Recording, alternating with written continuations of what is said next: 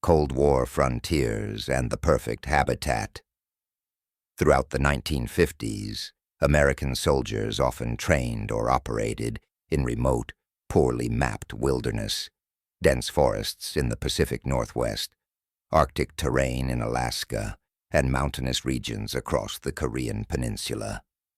These environments were home to bears, large primates fossils, and indigenous folklore about tall, powerful beings that roamed the land long before modern nations existed. Military reports from these places often mentioned unexplained silhouettes outside the perimeter fence, heavy bipedal footsteps circling temporary camps, deep-roaring vocals unlike known wildlife. Most incidents were unofficial, quietly logged in field notes or told only in barracks. The Pacific Northwest Training Incidents, 1951 to 1957, Covert Mountain Training, Washington State. In 1951, soldiers from Fort Lewis on cold weather training reported encountering a massive upright figure while conducting night patrol drills near Mount Rainier. Witness descriptions included 7 to 8 feet tall, moved with surprising quietness, hair-covered broad shoulders, a wet, musky smell lingering after it vanished. Military investigators chalked the accounts up to large black bears and fatigue, but multiple platoons reported the same thing on different nights.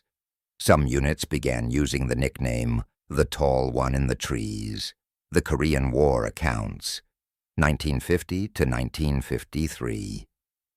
While facing brutal conditions in the Korean mountains, U.S. and South Korean troops frequently claimed to feel watched, especially in forested ravines where Allied forces rarely ventured at night. One intelligence corporal in 1952 wrote, "Not enemy, too tall, too fast, walks like a man, but with a head like a gorilla." There were at least 3 separate incidents where patrols opened fire at a dark figure that fled into the trees on 2 legs. No blood trails were found, only giant footprints in snow, spaced farther apart than any human stride.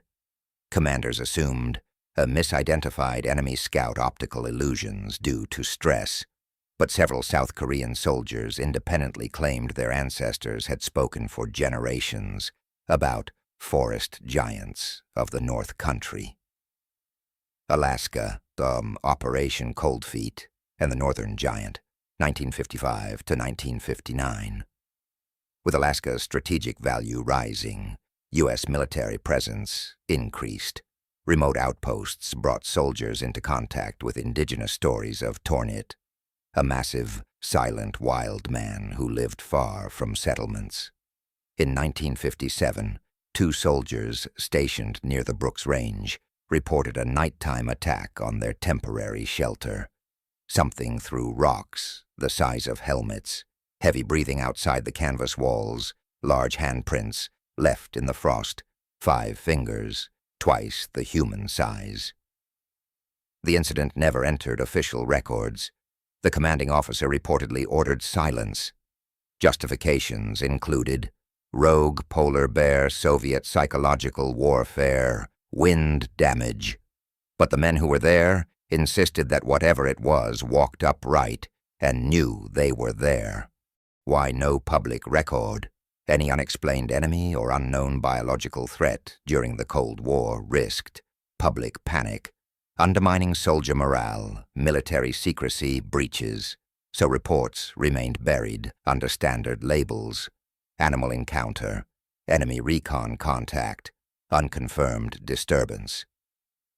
Veterans only began talking decades later, once the missions were declassified, and once age made them care less about ridicule. Legacy. From campfire legends to post-service confessions, a consistent narrative remains. Soldiers, hardened, trained observers used to fear, felt they were being hunted by something that understood their presence intruded upon its domain.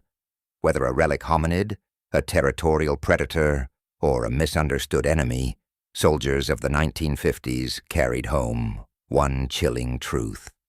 In the deepest wilderness of wartime, the most dangerous thing watching you might not be human, but it knows exactly what you are.